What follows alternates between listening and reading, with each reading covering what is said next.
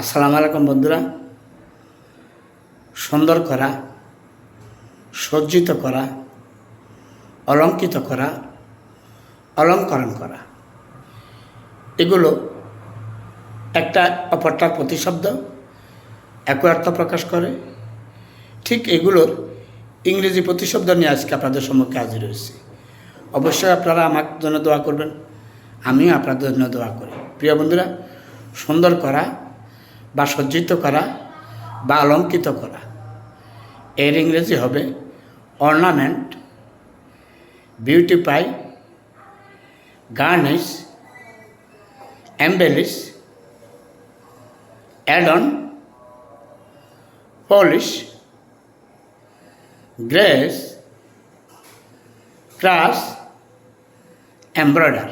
আজকে এ পর্যন্ত, অন্যদিন অনেক কিছু নিয়ে আপনাদের সময় কাজে ইনশাআল্লাহ। আসসালামু আলাইকুম।